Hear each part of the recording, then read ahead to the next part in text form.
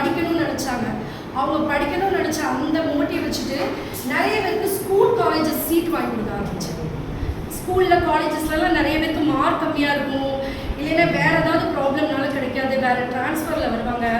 அந்த டயத்தில் வந்து இது நான் அரசியல் ரீதியாக பேச விரும்பலை, ஆனால் வந்து பொதுவாக சொல்கிறேன். அந்த டயத்தில் எனக்கு எங்களுடைய இப்போ கரண்டாக இருக்க எம்எல்ஏ வந்து கடந்த 2 தடவை இருக்கும்போது அவங்க வந்து எனக்கு நான் என் ஹஸ்பண்டோட போய் கேட்கும்போது எனக்கு நல்லாவே ஹெல்ப் பண்ணாங்க. ஸோ நிறைய ஸ்கூல் காலேஜஸ் ஸ்டூடெண்ட்ஸ்க்கும் சீட்டு வாங்கியிருந்தேன். தென் அதுக்கப்புறம் நிறைய பேர் வந்து படிக்க முடியாமல் இருந்தப்ப அவங்களுக்கு நம்ம எப்படியாவது நம்ம வந்து குடும்பத்தில் யாருமே படிக்காட்டி நம்ம படித்து வந்தோம், அதுமாதிரி எல்லோரும் படித்து வரணும், அந்த பணம் வந்து ஒரு தடையாக இருக்கக்கூடாது. ஈவினிங் வந்து வேலையை முடிச்சுட்டு போய் டியூஷன் எடுத்தேன். அப்போ நான் வர வரைக்கும் அந்த டைம் அவங்களுக்கு வேஸ்ட்டாக இருக்கக்கூடாதுன்னு என்னோட அத்தை அவங்களுக்கு ஹோம்ஒர்க் எழுத வச்சுருவாங்க.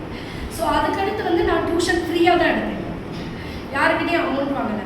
ஸோ அவங்களுக்கு அப்படியே மோட்டிவ் பண்ணி நல்லா படித்து பெரிய ஆளாக வரணும். ஃபஸ்ட்டு வந்து இது எல்லாத்த விட வந்து ஒபே தான் முக்கியம், ஒழுக்கம்தான் வந்து நம்ம தமிழர்களுக்கே வந்து உரியது. அதனால் வந்து அது எப்படி வரணும், குழந்தைகள் வந்து நிறைய சைல்டு அப்யூஸ் ஆனாங்க. என்னோட ஏரியாலே பின்னாடி கஞ்சா அடிச்சுட்டு இருந்த சின்ன சின்ன குழந்தைகளை தவறு பண்ணுறது, இந்த மாதிரிலாம் நடந்தப்போ எனக்கு ரொம்ப அருவருப்பாக இருந்தது. அதெல்லாம் குழந்தைகிட்ட எடுத்து சொல்ல ஆரம்பிச்சேன். தென் துளியமைப்பு மூலமாக இயற்கை விழிப்புணர்வு கொடுத்தோம்.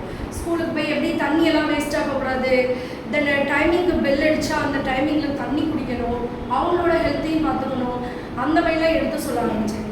அந்த டயத்தில் அந்த ஸ்கூலுக்கு போயிட்டு வந்த அடுத்த வாரமே பார்த்திங்கன்னா அந்த ஹெச்எம்ஏ அந்த ஸ்கூல் டீச்சரே வந்து குழந்தைய வந்து அப்யூஸ் பண்ணுது, சைல்டு அப்யூஸ் அந்த இடத்துல நடந்தது. ஸோ இதெல்லாம் எனக்கு ரொம்ப வருத்தமாக இருந்தது. அதுக்கப்புறம் கொஞ்ச நாள் கழிச்சு சைல்டு அப்யூஸ் பற்றியும் விழிப்புணர்வு கொடுத்தேன். தென் அதுக்கடுத்து பார்த்திங்கன்னா இந்த கொரோனா டயத்தில் பார்த்திங்கன்னா எல்லோரும் பேனிக்காக இருந்தப்ப எல்லோரும் நம்மளுடைய ராம்கோ இன்ஸ்டியூட் டெக்னாலஜி இருக்குல்ல, அந்த காலத்தில் மினிமம் 750 பேஷண்ட்ஸ் ஆச்சும் இருப்பாங்க. அந்த இடத்துல ஒரு கொரோனா முன்னாடியே நிற்கக்கூடாதுன்னு நம்ம சொல்லுவாங்க. அந்த நேரத்தில் என் ஹஸ்பண்டுக்கு கொரோனா ரொம்ப இன்ஃபெக்ட் ஆகி தூக்கிட்டு வரணும்னு சொன்னாங்க. நல்லா கவனிங்க, கூப்பிட்டுட்டு வாங்கன்னு சொல்லலை, ஃபுல்லாக செஸ்ட்டு ஃபுல்லாக இன்ஃபெக்ட் ஆகிருந்தது. ஸோ அந்த டயத்தில் நான் என்ன பண்ணேன், இன்ஃபெக்ட் ஆகிருந்தா வீட்லேயே நம்ம இதை க்யூர் பண்ணலாம் அப்படின்னு நான் நம்பிக்கையில் அந்த டயத்தில் வீட்டில் எப்போ பார்த்தாலும் கஷாயம் போட்டு 24 hours கிச்சன்லேயே நின்று அவருக்கு யோகா பண்ண சொல்லி, அவரும் சம்டைம்ஸ் அவங்களுக்கு கொரோனா இருக்கிறதுல ஸ்ட்ரெஸ்ஸாக இருப்பாங்க. ஸோ எப்படியா பொறுமையாக வந்து பண்ணி அவங்கள சரி பண்ணி கொண்டு வந்தது தான்.